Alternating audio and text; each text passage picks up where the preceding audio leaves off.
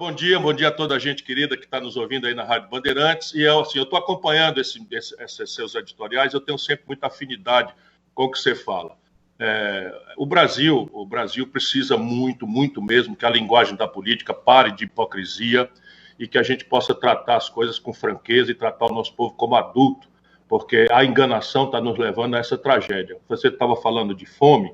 Eu costumo acompanhar os números. Nesse momento, pelo IBGE, 129 milhões de brasileiros, mais da metade da população do país que mais produz comida no mundo, estão comendo menos do que podiam ou do que necessitam. Estão subnutridos. E a tragédia está nas crianças. Só uma, Datena, de cada 4 crianças brasileiras fazem 3 refeições por dia. E o país, né, com esse tipo de política de lambança, de conversa fiada, de mentira, não é? E de enganação, fazendo com que a política se desmoralize. É tão grave que hoje nós temos o menor número de jovens de 16 anos, de 15 anos, se inscrevendo para votar, da história. O Brasil deu essa possibilidade aos jovens e os jovens não estão se interessando, o que é uma tragédia, porque só a política diferente é que pode mudar as coisas do Brasil.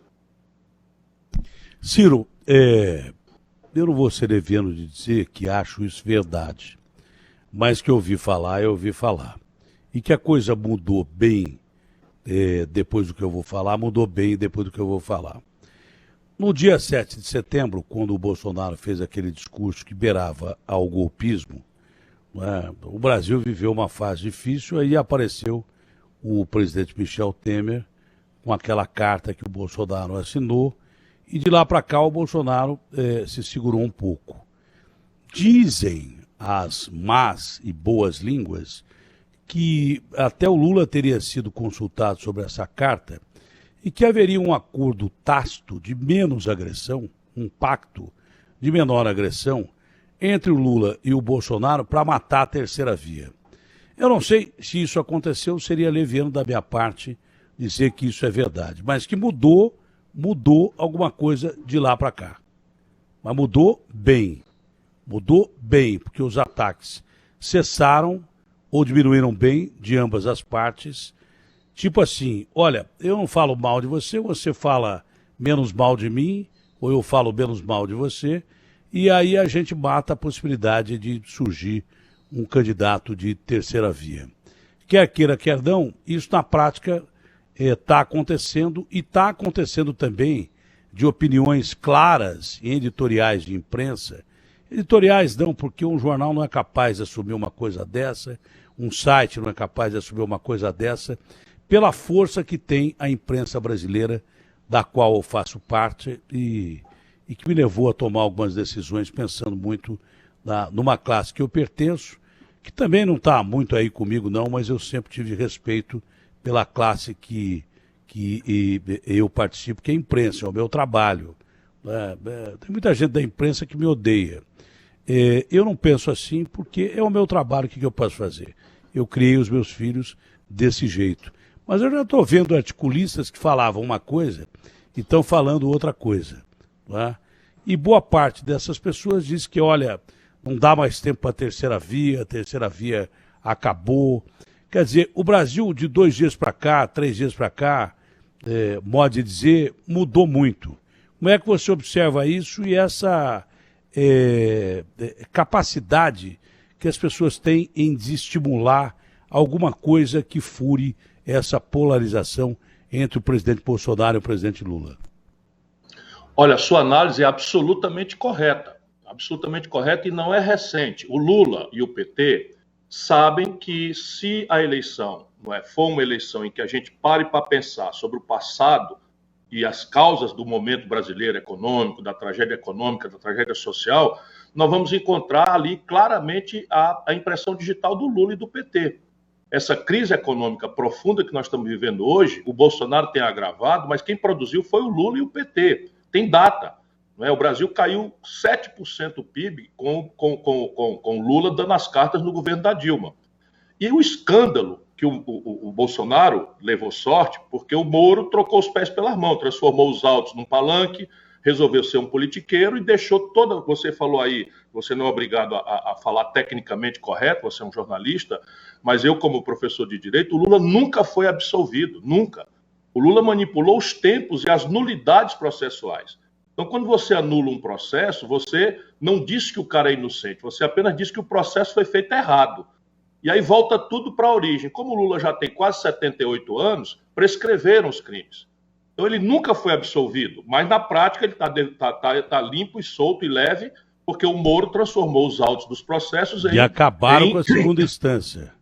Acabaram com a segunda instância. O próprio Supremo referendou a segunda instância, que era um estamento burocrático importante para a justiça brasileira, e acabando com a segunda instância, foi só o Lula que saiu, não.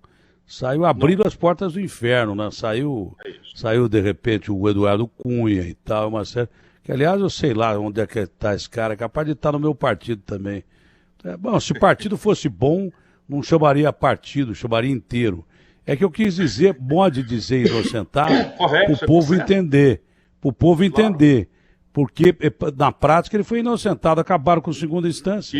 Dá nem tempo de renovar o processo e daí por diante. Ele e um montão de gente, inclusive não só ele, e um montão de gente, chefes do PCC, criminosos da pior qualidade e daí por diante.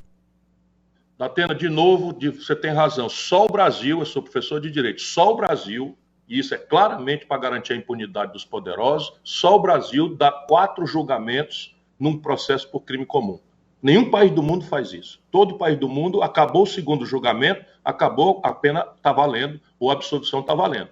Mas no Brasil, para garantir a impunidade, são 4. Então, veja, o Lula, lá em 2018, ele sabia, não é, que o escândalo de corrupção generalizada, não é, que ele promoveu, em cima de uma crise econômica que destampou o desemprego está em 12 milhões de pessoas, vem de lá. Bolsonaro piorou, mas está lá, esse desemprego é do mesmo tamanho. 72 de cada 100 famílias endividadas vem de lá. Né, da implosão do crediário, 63 milhões de brasileiros humilhados no SPC, vem de lá. O colapso de 1.300.000 garotos no FIES vem de lá. Todos esses aspectos da crise brasileira foram produzidos pelo Lula e pelo PT. Então a psicologia do povo brasileiro foi votar em 2018 com muita raiva, com muita mágoa. E o Bolsonaro soube entender bem essa raiva e essa mágoa e sinalizou para uma mudança. Pois bem, o Lula o que é que fez naquela data? O Lula simplesmente fez uma fraude, anunciou de dentro da cadeia que era candidato, mentiu para as populações mais simples do Brasil, segurou a barra de uma candidatura mentirosa até a véspera e lançou o Haddad, que um aninho antes tinha perdido as eleições para a reeleição de prefeito de São Paulo em todas as urnas. O Lula não queria ganhar a eleição, o Lula queria marcar o campo e que o Brasil se desastrasse com o Bolsonaro para que ele pudesse voltar. Então, o plano do crime perfeito continua sendo executado. Quando o Bolsonaro cometeu sucessivos crimes de responsabilidade, você datou um deles muito grave, 7 de setembro, todos nós nos organizamos para mobilizar o povo brasileiro pelo impeachment. O Lula foi lá e trabalhou contra o impeachment do Bolsonaro. Quando o Bolsonaro resolveu fazer, não é, essas leis, né, do auxílio, não sei o que e tal, o Lula foi lá e apoiou no Congresso. Por quê? Porque para ele, e isso é chamar o país para dançar na beira do abismo, para ele, se o Bolsonaro, com a tragédia e o jeito errado de falar das coisas, de falar mal da vacina, de criar confusão todo dia, de promover uma verdadeira roubalheira com o negócio do tal Centrão, se o Bolsonaro fica assim, o Lula acha que vai se eleger na lambança. E aí pode fazer o que quiser e bem entender, arrogante, acha que já ganhou, etc, etc. Chama o Alckmin para dançar no verdadeiro virada paulista, com molho de Cantanhede para empurrar o Haddad, goela abaixo do povo de São Paulo. E isso não vai acontecer. Quem pode quebrar essa brincadeira é alguém que não tem compromisso nem no passado, nem no presente com essa estrutura. Onde é que eu estava em 2018? Eu estava lá contra o Lula e contra o Bolsonaro. E eles têm pavor que eu possa entrar nessa dinâmica, mas isso vai acontecer, porque se você der crédito às pesquisas, e pesquisa é retrato, e a vida é filme. Se você olhar a pesquisa Datafolha, o mesmo Datafolha que foi publicado ontem, o Lula já tinha ganho no primeiro turno, 2 meses atrás. E estava se comportando com essa arrogância do já ganhou, do salto alto, ditando as regras para todo mundo, vomitando arrogância e prepotência, que é aquilo que de fato é a característica dele. E querendo impor a São Paulo um candidato que não tem voto. Não é que não tem voto, não é que eu que estou dizendo isso. É um candidato que foi para a reeleição e perdeu por nulos e brancos. Tirou 16%, perdeu em todas as urnas de São Paulo. E ele tira o Alckmin, tira o Boulos, vai tirar o Márcio França para tentar forçar que o povo de São Paulo vote no Haddad à força. Eles não, na verdade, estão abrindo a porta para eleger o candidato do Bolsonaro ou para dar condição do Rodrigo se livrar, o vice-governador Rodrigo se livrar da rejeição do Dória e se viabilizar em São Paulo. Porque eu não acredito que no povo de São Paulo vá aceitar um conchavo imoral, vergonhoso como esse que o Lula e o Alckmin estão encenando. Eu queria ser uma pulguinha para assistir o Alckmin levando o Lula, sabe, em Pindamonhangaba, na nossa cidade lá, onde eu nasci, para o povo votar no Lula a pedido do Bolsonaro, do Alckmin. As coisas têm limite. As coisas têm limite, né? A falta de compostura, a falta de vergonha na cara, né, está desmoralizando a política no Brasil, mas o povo brasileiro não está nessa. Você falou muito claramente, o povo brasileiro vai achar um caminho. E agora, veja, vamos dar valor à pesquisa, que é um retrato. O Bolsonaro com 26 e o Lula com 43 tem aí, não é, 30% do eleitorado que não está nessa nem naquela. Está disperso, ainda não achou o caminho, mas também o povo não está parando para pensar em eleição ainda. Quem fala em eleição nesse momento é político e jornalista. O povo está preocupado com o desemprego aberto, que é o maior da história, com o juro do crediário que está arrebentando o crédito das famílias, está preocupado com uma jornada semanal da informalidade de 70 horas sem direito a nada, não é? E com a corrupção, não é, que está pesadamente. Nós estamos ouvindo falar aí agora de roubalheira, pedindo ouro, pedindo quilo de ouro para traficar dinheiro do Ministério da Educação. É o fundo do poço que o Brasil está vivendo. Quando o Alckmin diz que o Lula salvar a democracia, como é que você ouve uma frase dessa, Ciro? É uma falta de compostura grave, porque é uma falta de compostura grave, porque o que é? Eu sou um cara contra a democracia, não é? O Dória é um cara contra a democracia, o Eduardo Leite é um cara contra a democracia, a Simone Tebet é contra a democracia. Eu acho que o Moro é contra a democracia. O Moro é um agente da CIA infiltrado no Brasil e é um cara contra a democracia. Mas e nós outros? Tem nada disso, sabe o que é? Um conchavão virado da Paulista com molho de Cantanhede e quer empurrar a goela abaixo do povo um argumento nobre. Que conversa é essa de democracia? Democracia, quem vai salvar a democracia é quem dá exemplo de linha, de retidão, de coerência, né, de propostas concretas, de coerência, de falta de vergonha na cara. Jamais foi boa lição para proteger e defender a democracia, não. Olha, se eu fosse mais político e menos jornalista, eu não fazia essa pergunta aqui, né? PSDB, MDB e União Brasil estão fazendo aí uma espécie de união para escolher quem é o melhor candidato para a terceira via. Aqui está na pauta, o senhor deveria participar dessa união entre PSDB, MDB e União? Sei lá, viu? Eu acho que político tem que fazer o que for preciso, mas nem tanto. Eu não acho que você combina nem com o PSDB, nem com o MDB, nem com a União. Sinceramente, eu não acho que dá liga aí, não. Veja, essa é a minha opinião. Os caras vão me encher o saco porque eu estou falando isso aqui. Vão me pegar no pé porque eu estou falando isso aqui. Não. Mas é a pergunta que eu tenho que fazer, né? Eu não acho que você dá liga. A sua pergunta é correta. A sua pergunta é correta, não tem impertinência nenhuma. E a minha diferença é muito grande mesmo, muito, muito grande mesmo. Agora, deixa eu lhe dizer, o Brasil tem 32 partidos e não existe 32 correntes na ideologia, no desenho da economia, tem 4 ou 5 no máximo. Portanto, para quem quiser governar o país, é preciso ter diálogo, não é diálogo, isso é uma coisa correta, ter diálogo, não é, coerente, em cima de coisas transparentes, que todo mundo possa entender e assistir. Qual é a minha tática, sob o ponto de vista partidário no Brasil? E essa foi a que eu fiz agora, no ano de 2020, né, nas eleições municipais. Eu tentei coesionar um grupo de esquerda moderada, que era o PDT, o PSB, o PV e a Rede, e articular com o centro não bolsonarista, digamos assim, que era, naquela época, o DEM, que era presidido pelo ACM Neto, e pelo PSD, presidido pelo Kassab. Então, nós ganhamos 6 capitais no Brasil. O PT não ganhou nenhuma. Isso é que é a realidade que acabou de ser apurada. O Lula estava nas campanhas municipais, em todas as grandes cidades, e perdeu em todas as grandes cidades brasileiras, porque o povo não é burro. O povo brasileiro não é bobo. Então, eu estou falando agora, não é de pesquisa, estou falando de uma eleição que aconteceu. O candidato do PT em São Paulo tirou o 8º lugar. o Tato tirou o 8º lugar, lá em Minas Gerais tirou o 6º lugar, lá em Belo Horizonte, e em Fortaleza tirou o 3º lugar, e era o Lula diariamente na televisão. Então, o que aconteceu? Nós fizemos uma aliança com o DEM em Salvador e ganhamos no primeiro turno. Fizemos uma aliança com o PSD em Belo Horizonte e ganhamos no primeiro turno. Eu sigo nessa linha. Eu tenho uma formação, mas eu tenho uma proposta concreta, explícita, clara, com todos os S's e R's, etc, etc. E procuro articular esse amplico. O que aconteceu de lá para cá? O PSB foi invadido pelo Lula, ninguém sabe o que vai ser, por exemplo, do Márcio França, e o Alckmin, que é uma pessoa, porque eu tenho afeto, respeito, enfim, mas o Alckmin aceitou esse balé vergonhoso, né, rasgando uma biografia respeitabilíssima, e virou socialista. Tenha santa paciência. Virar socialista com a operação de fora para dentro do Lula. Né? Como pegou o freixo do coisa, pegou o Lula está pasteurizando a política brasileira, tudo ao redor dessa crença de que ele já ganhou. E essa é a véspera do fracasso do Lula. É essa arrogância, essa prepotência, né? Tá cansado, não tem ideia, não entende o Brasil, tomado de vontade de se vingar do povo brasileiro. E eu, modestamente, vou seguir acreditando na inteligência do povo brasileiro. O que aconteceu diferente de lá para cá? O Bolsonaro rompeu com o PSL, que é presidido, não é, enfim, é presidido, que era diferente e fizeram uma fusão, que é a União Brasil. Eu tenho conversado mantendo a mesma linha do passado.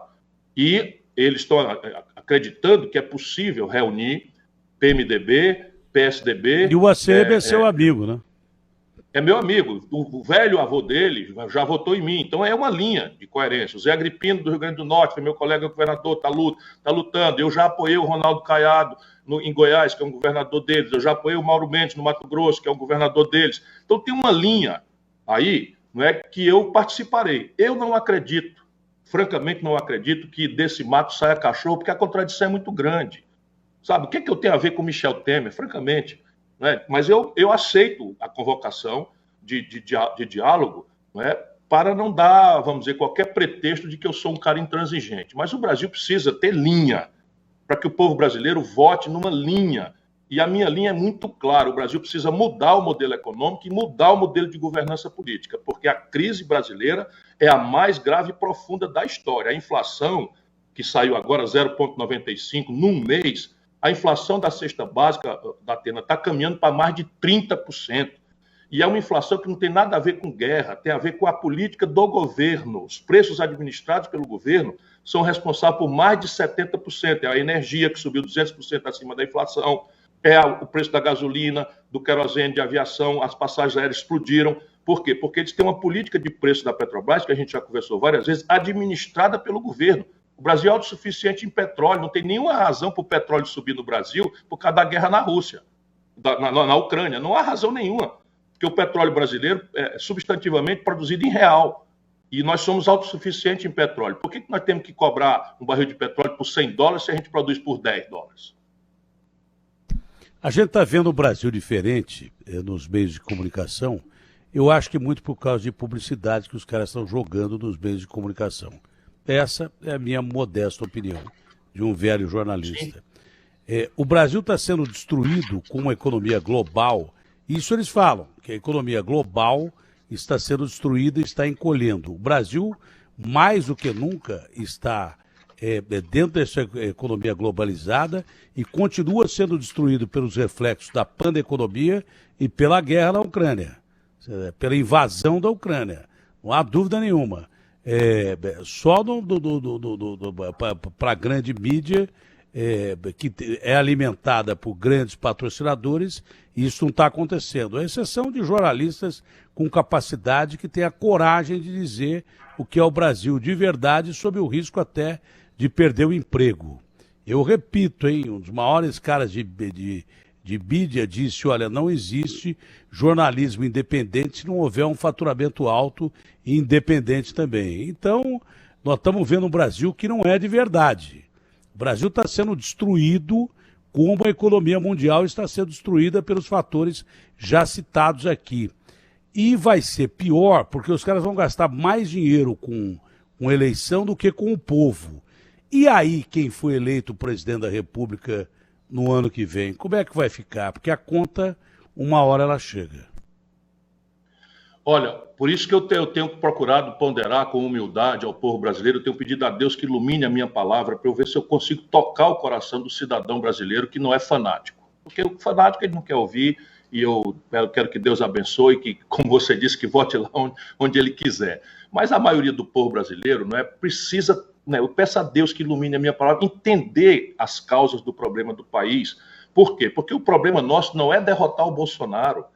Vamos lá, se a gente tivesse assim, o problema brasileiro é 100, 30% do problema é derrotar o Bolsonaro, para ter um presidente que seja equilibrado, que reconcilie a nação, que tenha competência, que saiba dar uma ordem, que saiba avaliar uma política, que enfrente a corrupção e não se venda para ela como o Bolsonaro se vendeu de forma absolutamente vergonhosa e traidora daquilo que foi a confiança de 70% do eleitorado brasileiro de São Paulo, por exemplo, que votou nele esperando que ele fizesse uma coisa diferente daquilo que o PT e o Lula representam de podridão e de incompetência, de tragédia econômica. Mas veja, no caso do Brasil, 70% do problema é o que é que nós vamos fazer no dia seguinte que o Bolsonaro terminar o governo. O Brasil é hoje um território de terra arrasada. Eu digo para vocês, veja aqui, são 70 de cada 100 brasileiros ou estão abertamente desempregados, 12 milhões de pessoas, ou estão empurrados para a mais selvagem informalidade do mercado de trabalho da história do Brasil. Meu irmão, são 70 de cada 100 pessoas. Sabe o que é informalidade? É uma jornada semanal média de 70 horas, contra a qual não há nenhum direito, nem 13º, nem férias, nem descanso remunerado do fim de semana, para levar 1.800 pila para casa e chegar na velhice sem nenhuma aposentadoria. Se a corrente da moto quebra, do entregador de aplicativo, ele passa um dia, 2 dias, vai gastar a férias de comer dele para consertar a moto e não come, meu irmão. Isso não é verdade para meia dúzia, não, é para 70 de cada 100 brasileiros. Esse é o tamanho do abacaxi, percebe? Sabe quanto é a taxa de investimento do Brasil? Escuta aqui, Datena, você que eu digo que você tem vocação para a política, para a política verdadeira, de chegar com a sua cara, dizer o que você pensa, e é isso que o Brasil está precisando. Eles vão te chamar, como a mim, de destemperado, de pavio curto, mas, rapaz, o Brasil está precisando desesperadamente acabar com essa pasteurização mentirosa em que se transformou a política brasileira, para a gente tratar o povo como adulto, como gente inteligente. Sabe qual é o orçamento do Brasil, Datena? 4 trilhões com T de tapioca. 4 trilhões e 800 bilhões de reais. Sabe quanto é que está sobrando para investimento? Investimento é assim, é você dizer assim, construir casa, subir o morro, urbanizar a favela, fazer uma ponte, fazer uma pinguela, construir uma escola, isso é tudo. O investimento é tudo. Sabe quanto é que sobra de 4 trilhões e 800? 25 bilhões. E sabe o que é que o Bolsonaro fez com esses 25 bilhões? Entregou para o Centrão, para roubar 40%. E se a imprensa quiser, é só procurar. É só procurar. Claro que deve ter exceção, tem exceção, a gente tem que sempre lembrar disso, mas é porque o Brasil é um país absolutamente impune.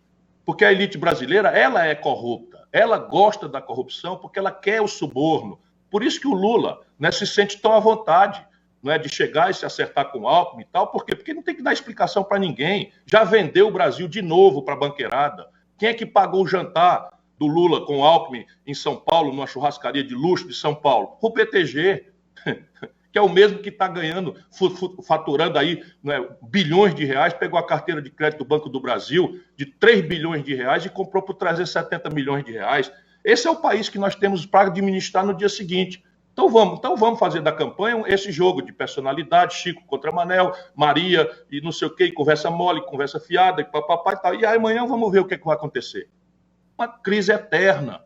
Só que agora, por trás do pano, o Brasil está se destruindo como nação e como economia. Nesse país, Datena, 1/3 da economia era industrial. A Ford estava no Brasil há 54 anos. Hoje, 9% da economia brasileira é industrial. Destruímos as indústrias do Brasil. A Ford, de 54 anos, foi embora. A Sony estava há 60 anos no Brasil, foi embora. E sabe como eles estão indo embora para a China? Não estão indo embora para a Argentina, para o Paraguai. Porque o Brasil virou, sabe, um ambiente impossível de se produzir, de se trabalhar, e onde a corrupção e a ladroeira viraram políticas de Estado. Entra um e entra o outro, é a mesma coisa. A Petrobras, meu irmão, tenha santa paciência. O Lula achar que o povo brasileiro é burro, é idiota, o Lula deu 1 bilhão de reais de contrato sem licitação para o Eunício Oliveira.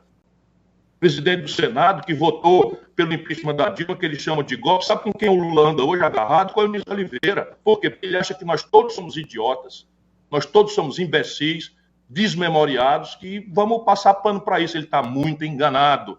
Olha aqui, seu Lula, Ciro Gomes está na área, eu vou organizar o movimento. Vai haver uma rebelião aqui no Brasil, e essa rebelião vai inundar o país de esperança e de mudança. Vocês vão ver. Que tipo de rebelião, Ciro? Olha, a que for necessária, dentro da democracia, né, com muita esperança, mas eu não vou dourar a pílula. Esse negócio vai mudar para valer. Esse negócio vai mudar para valer. Por exemplo, você estava dando agora, está pronto o projeto.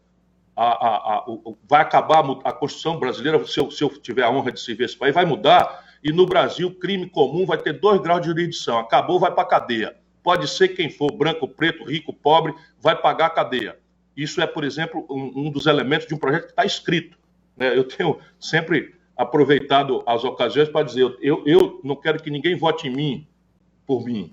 Eu quero que as pessoas conheçam as ideias, porque se eu chegar lá com as pessoas tendo votado nas ideias, eu vou cobrar imposto de rico. Vou cobrar só o Brasil, e a Estônia não cobra imposto sobre lucros e dividendos empresariais. No Brasil, um trabalhador que ganha R$ 2.050, a partir disso, paga imposto de renda. A partir de R$ 2.050, uma tabela de isenção do imposto de renda defasada, mais de 180%. Pois bem, o cidadão que bota R$ 1 bilhão de lucro no bolso não paga imposto de renda. Qual é a explicação disso? A classe média morre com 27,5% e o Brasil não cobra. O IPTU que o povo de São Paulo paga por mês é o equivalente ao que em grande fazenda do agronegócio brasileiro, o Imposto Territorial Rural, paga por ano, seu Datena. Ouviu aí? O que vocês pagam de IPTU por mês numa cidade é a soma do que os ruralistas brasileiros, barões do agronegócio, pagam por ano de imposto territorial rural. Vai mudar, vai mudar. E aqui eu estou dizendo, eles vão lutar muito para que eu não chegue lá. O Lula já se comprometeu com eles, o Bolsonaro é deles, mas eu quero mudar o Brasil.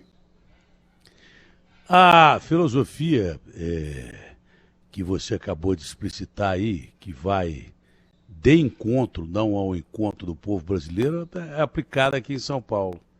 Aqui em São Paulo, o cara aumenta IPTU da periferia porque diz que fez o metrô chegar à periferia e porque melhorou a periferia. Calma aí, ô Mané, e alto lá, os seus canalhas, vocês estão aí para melhorar a periferia mesmo. Vocês não estão aí para melhorar o bolso de vocês, nem caixa de empresa de ônibus e daí por diante. O cara melhora a periferia e sai cobrando IPTU de quem nunca pagou. E teve um cidadão que falou aqui, minha sogra nunca viu que era R$1.000, agora vai ter que pagar R$1.000 de IPTU, porque dizem que melhorou lá o lugar que ela mora na periferia.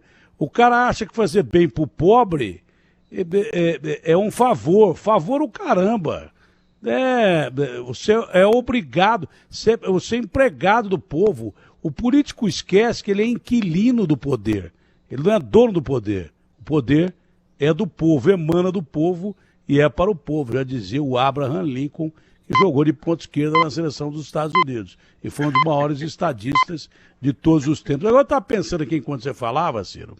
Você vê, as duas maiores potências econômicas do mundo, uma é o capital bravo, geral, e a outra é o comunismo disfarçado.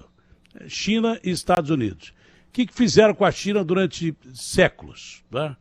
Vamos cronologicamente dizer anos, porque séculos em termos de cronologia não é tanto em relação à criação do mundo, mas é tanto em relação à criação do mundo moderno. Não faz muito tempo, a gente teve a Revolução Francesa em 1789, teve a Revolução Industrial não faz muito tempo, cronologicamente, a Segunda Guerra Mundial não faz muito tempo, a gente está perto de uma terceira, faz pouco mais de 50 anos e tal, mas há anos resolveram fazer da China, porque os caras se julgam mais espertos, a esperteza engoliu o dono, que todo mundo. Olha, a China tem 1,6 bilhão de habitantes, é um mercado de trabalho legal pra caramba. Vamos lá e vamos usar esses caras como trabalho escravo.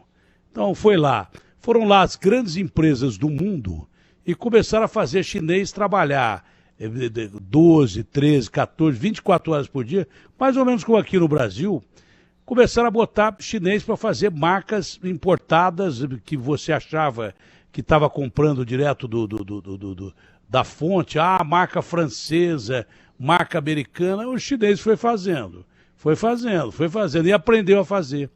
Hoje eles fazem melhor do que a própria marca, por isso que eles se tornaram a maior economia do mundo, que eles têm um baita de um campo de produção, só que é utilizado pelo governo comunista, hein? Veja bem, comunista da China, mas que não é bobo. Tá bom, nós somos comunistas, agora vamos virar meio comunista, meio capitalista, meio sei lá o quê. Hoje é a primeira ou segunda economia do mundo disputando com os Estados Unidos. O Brasil até agora não acordou que é muito legal ser chamado de celeiro do mundo e falar em commodities. Commodities, para você que não sabe, é mercadoria, que eles falam em commodities para te enganar. Então a gente só exporta produto in natura, não é? E não tem empresa aqui, pô. Não tem empresa, não tem trabalho. Por que diz, e acho que mentirosamente o IBGE, que nós temos 12 milhões de desempregados e comemoramos isso, e é uma população maior do que a da Bélgica, que tem a comunidade europeia. Primeiro que não tem 12 milhões de desempregados no Brasil, tem muito mais do que isso. E muita gente subempregada, vivendo de subemprego ou trabalho escravo. Será que o Brasil não vai acordar como acordou a China? Tá? Será que o Brasil não vai acordar e perceber que tem mão de obra capaz, tem empresários capazes empresários honestos, não esses corruptores que nós tivemos por aí. Empresários honestos, capazes de dar mão de obra de trabalho. Por que a gente não investe em indústria no Brasil? Você falou da Petrobras, tem 14 ou 15 refinarias, a maioria delas está depauperada, a Petrobras nem reforma as refinarias. Por quê? Porque é negócio, é capital de bolsa. Ela prefere exportar o petróleo in natura e comprar não só combustíveis, mas todos os derivados de petróleo que a gente não tem condição de fabricar aqui, mais caro e vender mais caro. Por que o Brasil não fala em ter indústria para dar emprego? Para dar emprego, esse negócio de celeiro do mundo é muito legal, bacana, mas já passou da hora de ser celeiro do mundo. Nós precisamos industrializar o Brasil para que você que está ouvindo a gente tenha emprego. Você como economista brilhante, como político brilhante, como eu adoro você, eu quase conversando no café da manhã com meu amigo Lupe, aceitei na hora o convite para ser seu vice, porque acho que você é um cara preparado para caramba para ser presidente da República, quase escorreguei, se bem que eu quase escorreguei para o outro lado também, que eu vou contar uma coisa para você, mas eu quase escorreguei para aceitar esse convite. Você que é um economista brilhante, um político brilhante, você não acha que esse é um comentário pertinente? Já passou da hora do Brasil ser colônia, pô. Deixa eu botar os números nessa sua corretíssima opinião, e é exatamente o centro do processo, o centro da questão. Por quê? Porque emprego é uma coisa que não cai do céu, não. Só tem emprego se a economia crescer acima dos ganhos de produtividade. O que é isso? A troca de gente por máquina. Então, eu te conheci ali, não é, Piracicaba, está naquela região, Ribeirão Preto, por ali. Ali você tinha uma colheitadeira de cana-de-açúcar, ela tira 100 empregos. E nunca mais esses empregos vão voltar. Ninguém vai trazer de volta o cortador de cana manual, porque a máquina. Então, o ganho de produtividade está acontecendo pelas tecnologias, né? E, de outro lado, nós ainda colocamos 2 milhões de garotos por ano na vida brasileira buscando a oportunidade de trabalhar. Faz 10 anos que a economia não cresce nada. E 10 anos não é o Bolsonaro. Isso que eu estou dando números e datas para a população entender. O Bolsonaro, desses 10 anos, é responsável por 2. O Temer é responsável por 2, que o Lula botou na linha de sucessão desses conchavos, que agora é o Alckmin, é a mesma prática, pegar um cara completamente diferente, não é, da vida que ele pensa, do que ele conta, para fazer um conchavo, para tirar do povo a liberdade de votar. Mas 6 anos foi o Lula, meu irmão, que produziu 10 anos, pela primeira vez em 120 anos de história econômica. O Brasil tem uma década inteira com crescimento médio de 0. 20 milhões de pessoas nasceram nesse período no Brasil. Percebe? Se nasce 20 milhões de pessoas e o país não cresce, o bocado é o mesmo e as bocas aumentaram. Então, a pobreza está aí, o aumento da pobreza, que já era... Quando o Lula terminou a brincadeira dele, o mandarinato dele, 4 mandatos que o povo generosamente deu, 5 brasileiros da Atena concentravam a renda dos 100 milhões de nacionais mais pobres. E aí você vê por que não tem indústria no Brasil. Porque não tem consumidor, meu irmão. O consumo das famílias está sendo deprimido porque o salário mínimo brasileiro hoje só é melhor do que o da Venezuela. Esse regime que o PT defende, que é um regime corrupto e autoritário na Venezuela, pois bem, lá se paga um salário mínimo pior do que no Brasil. O resto do Brasil tem um salário mínimo pior do que o Uruguai, do que o Paraguai, do que o Chile, do que a Bolívia, do que o Equador, do que Suriname, do que a Guiana, de todo mundo, sendo a nação mais rica do mundo. Isso é o sintoma da renda. O crédito popular, que também é fundamental para o consumo, o Brasil concentrou na mão de 5 bancos e 3 cartões de crédito, 3 bandeiras, 85% de todas as transações financeiras. Isso não foi o Bolsonaro que agravou tudo isso, mas quem fez isso foi o São Lula. Sabe? Falando para pobre, dando esmola para pobre, falando de democracia e entregando a substância da riqueza brasileira para meia dúzia de famílias de banqueiros no Brasil. Essa é a questão concreta. Eu estou dizendo que o seu Lula concentrou na mão de 85% das transações financeiras na mão de 5 bancos. Aí, se você estiver nos Estados Unidos, se for usar um cartão de crédito, um Visa, lá nos Estados Unidos, você vai pagar 17% de juros ao ano. No Brasil, você paga 380% de juros ao ano. E aí a economia toda indo para o vinagre. Então, as indústrias não têm para quem vender, meu irmão. Você sabe o que a gente chama em economia? Capacidade instalada ociosa. Então, eu tenho capacidade de produzir 1.000 geladeiras, mas o povo não tem renda e nem crédito, 63 milhões no SPC, 72% das famílias super endividadas, para a banqueirada fazer a farra, a política prestando esse serviço e conversando fiado de esquerda. Esquerda do cacete. Esquerda do cacete. A esquerda brasileira é a esquerda mais vendida do planeta Terra. Percebe? E aí fazia 30 anos, 25 anos, que a Ford tinha capacidade de produzir 1.000 carros e só conseguia produzir 750, 800, porque não tinha quem comprasse.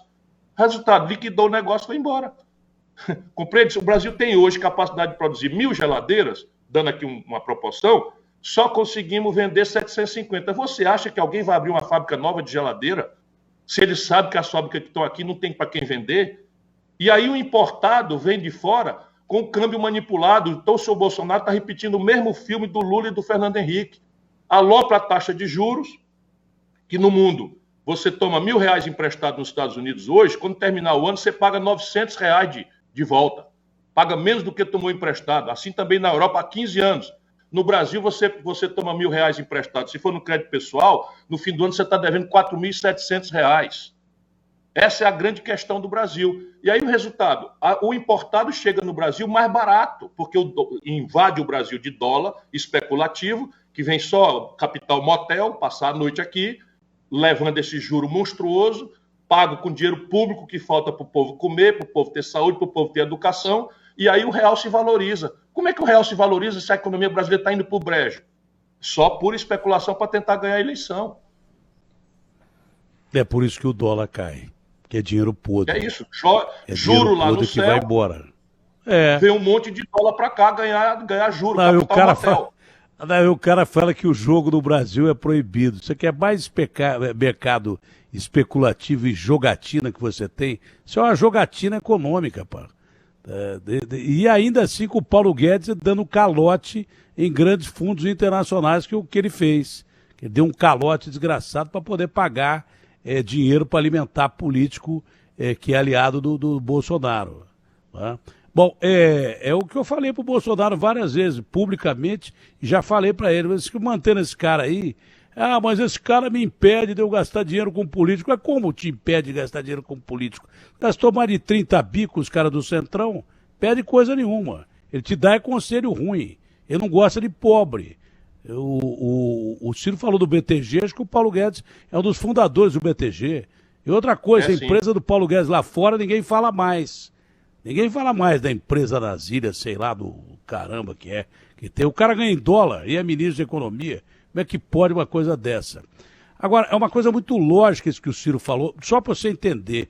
Se você abre mil fábricas, quantos funcionários você tem ganhando dinheiro nas 1.000 fábricas? Esses caras vão para o mercado consumidor, porque eles têm dinheiro para comprar. Você entendeu? Agora, se você tem uma fábrica de geladeira que vende 750 geladeiras, e você fecha a fábrica da Ford, que tinha não sei quantos funcionários, você vai continuar vendendo 750 geladeiras, se você não abrir mais fábrica de geladeira, e fechando a fábrica da Ford, você vai ter não sei mais quantas pessoas que vão deixar de comprar carro, que vão deixar de comprar outros produtos e vão deixar de comprar comida, pô. O Brasil precisa entrar na era industrial. A Inglaterra entrou nisso do século retrasado, o mundo entrou nisso do século retrasado. O Brasil, que é o país mais rico do mundo, um dos mais ricos do mundo, que tem as tais commodities, tem de tudo aqui, tudo que você pode imaginar tem. A gente manda para fora pro gringo fazer e a gente comprar aqui. E a gente não tem gente para comprar porque não tem gente trabalhando numa indústria que não existe. É simples assim, deu para você entender? Nós vivemos na era colonial, nós não temos indústria. As indústrias que a gente tem, e que ainda assim o empresário bom, não o corruptor, como muita gente que foi para a cadeia e saiu, mas o empresário bom te dá emprego. Esse negócio de guerra de classe é uma idiotice, não existe. Acabou há muito tempo atrás com a Revolução Industrial e com a falência do comunismo, que tentaram deturpar as ideias do Marx, e aí surgiu o Stalin, que matou 50 milhões de pessoas, né? Só tem o Lenin embalsamado lá, sei lá se o cara está lá ou se não está lá ainda. Você entendeu? Tudo isso acabou. Nós precisamos de indústria, meu. Não é questão de ideologia, é questão de inteligência. A China, que ainda se mantém teoricamente comunista, descobriu isso. Falou, nós temos 1 bilhão e 600 milhões de habitantes. Se a gente fizer o que eles mandavam a gente fazer, a gente vai aumentar o potencial de compra, porque nós estamos empregando 1 bilhão e 300 milhões de chineses. Pô, será que a gente não entende isso? Só questão de botar o ovo em pé. E esses caras que estão aí não fizeram isso pelo país até hoje. Eu vou te perguntar uma coisa simples. Você acha que eles vão fazer, se não fizeram até hoje? Se não fizeram até hoje, você acha que eles vão fazer? Se você acha que eles vão fazer, continua votando neles, pô.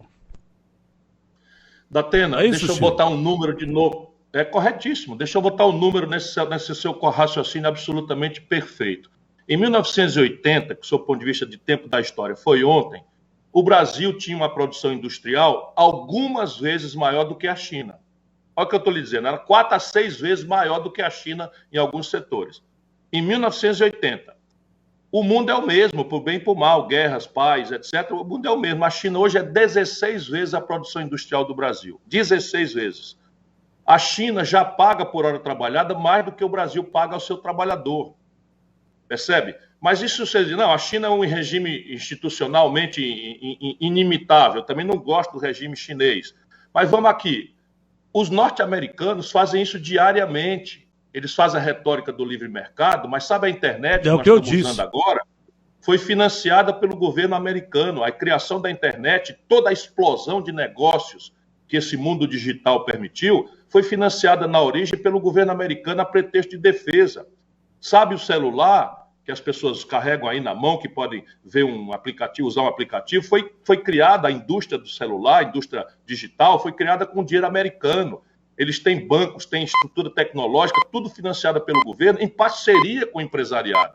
E essa é a chave. Chega de conversa fiada. O que funciona é governo capaz, sério, limpo, em parceria com o capital privado, que sabe melhor do que ninguém animar a atividade econômica e convocar uma universidade que prepare a inteligência do povo para as novas práticas tecnológicas. Olha, meu irmão, o Brasil tinha 1/3 da sua riqueza tirada da indústria em 1980. O que aconteceu? Quando começaram a dançar PSD, por isso que eu fiquei muito indignado com esse vergonhoso conchavo, o virado da Paulista do abraço do Lula com o Alckmin. Esses caras botaram a gente para brigar 25 anos. Um botando defeito no outro, como se fosse uma encarnação do Satanás, o outro encarnação de Deus, etc. Botaram a gente para brigar, e enquanto fizeram a mesma política e destruíram a indústria nacional brasileira. Destruíram. Sabe quantas indústrias fecharam aí em São Paulo, do desmantelo do PT no governo para hoje? 18 mil indústrias fecharam em São Paulo. Dados oficiais da Fiesp. Você precisa entrevistar o novo presidente da Fiesp, que é um cara extraordinário, Josué. Josué é um cara extraordinário, porque a Fiesp disse amém para tudo isso. Enquanto a política brasileira destruía a indústria nacional, a Fiesp batia palma para todos os governantes desastrados que destruíram a economia brasileira e nos levaram a esse ambiente de ódio que a política brasileira hoje representa. Pura demagogia, papo furado de Lula, Bolsonaro, enquanto o país está aí sendo destruído e o nosso povo indo ao desespero. Eu quero tentar ver se a gente toca o coração do povo brasileiro para a gente parar e fazer da política um exercício de inteligência, de discutir. Sabe quando a gente tem um filho doente, a gente não leva para um estagiário, para um malabarista, para um mágico, não. A gente leva para se puder, se tiver condição, para um médico experiente. E mesmo o médico experiente faz exames complementares, consulta um especialista, porque senão o remédio não vai sair errado. E é o que você está dizendo. Você acha mesmo que quem produziu esse desastre... Meu irmão, deixa eu dar aqui um dado para vocês. O Valdemar Costa Neto, deputado aí de São Paulo, né, é o presidente do partido do Bolsonaro. O Bolsonaro está afiliado no partido presidido pelo Valdemar Costa Neto. Quem é o Valdemar Costa Neto, meu irmão que está me ouvindo? É o cara para quem o Lula deu o DENIT para ele roubar. E foi preso e condenado no Mensalão. Você está entendendo? O presidente do partido do Bolsonaro era o aliado de primeira hora do Lula, que foi condenado e preso no Mensalão. Foi condenado, não foi anulada a sentença dele, não, pagou a cadeia. O Roberto Jefferson, que está também preso em prisão domiciliar, porque defendeu o Bolsonaro insultando aí o Tribunal Superior, o Supremo Tribunal, é o cara para quem o Lula deu os Correios para roubar e detonou o escândalo do Mensalão. Meu irmão, vá no Google. Vá no Google, veja se eu estou mentindo. O Lula deu os Correios para o Roberto Jefferson roubar e o Roberto Jefferson detonou o escândalo do Mensalão, que levou para a cadeia, também condenado, nunca foi anulado, tudo quanto é de dirigente do PT. O Palocci, braço direito do Lula,